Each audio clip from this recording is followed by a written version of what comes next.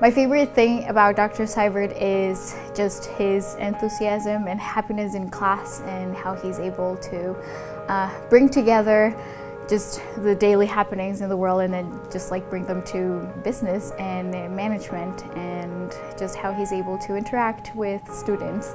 I think that's my favorite thing about him. I think just his humor in terms of like class and I don't know, I feel like he mixes it up between teaching us more serious concepts and then just adding those little jokes in between.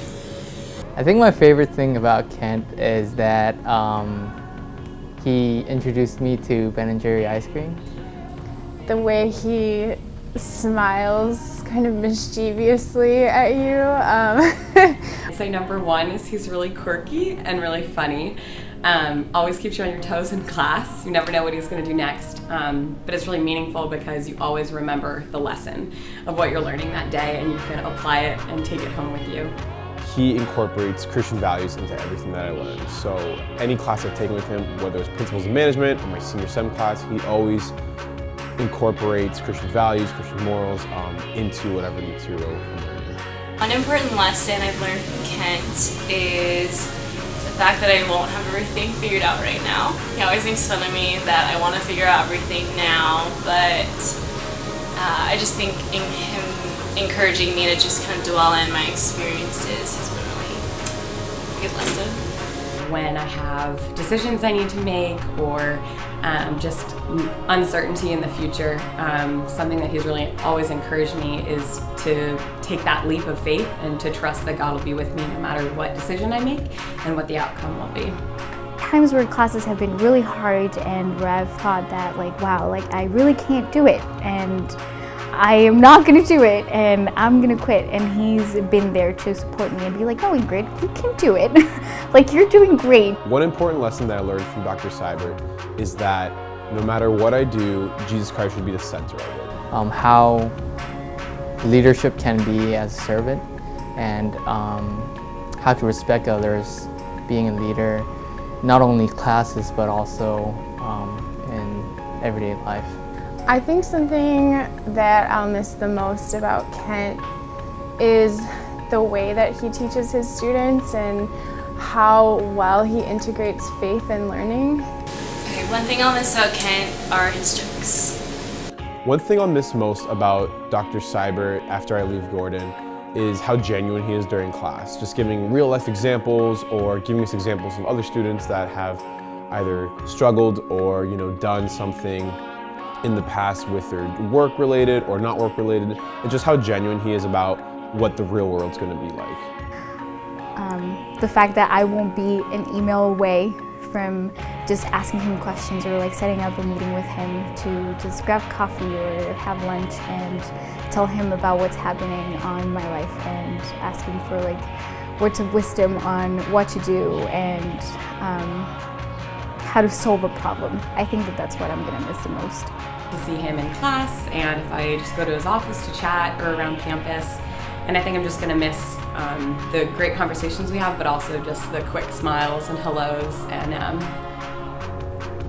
going to miss him. Things that I've seen manifest in my life that I've learned from Dr. Seibert are just in my work environment, just how I incorporate my Christian values in the work environment, just to kind of stay grounded and to stay rooted in what Jesus Christ is saying in the Bible, and just seeing that in his life and now it's translated to my life and kind of making that the base of whatever I'm doing and however I'm doing it.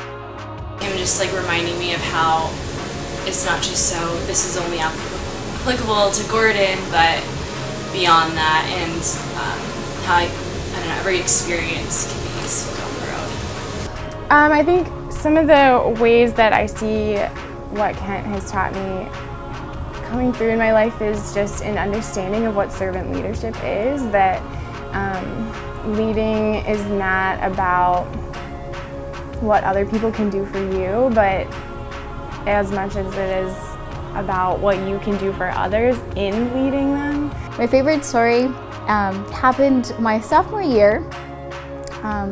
he invited the entire class to his house because him and his wife had made desserts. And at the end of the event, he was like, okay, you guys have to pick who made the best dessert, like me or my wife. And like I knew both of them, I have had classes with both of them. So it was just like really funny and like really cute to just like have them like invite all of us to their house, and like the fact that they open up their home for us, and then just how cute that was. So yeah, that's my favorite memory. 4 years ago, I just remember talking to him on the phone, talking all about, I didn't know where God wanted me. And I just remember hanging up the phone after he had prayed with me on the phone, and I just knew I had to come to Gordon. Really genuine and just really funny, and he does, you know, random things from going to a really high-pitched voice making fun of whatever we just watched, or, you know, just anything that would make the class laugh or pay attention more.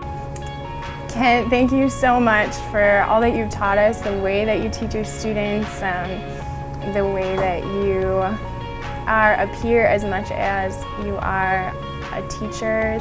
Dr. Seibert, thank you so much for just the man you've been to me for the past 4 years, and just how you've cared about me and all the students here.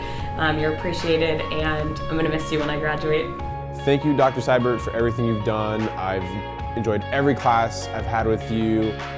Seeing you in passing, I'm really going to miss you, and I hope to see you soon after I graduate and coming back during reunions. So thank you, Dr. Seibert. Thank you for being my professor.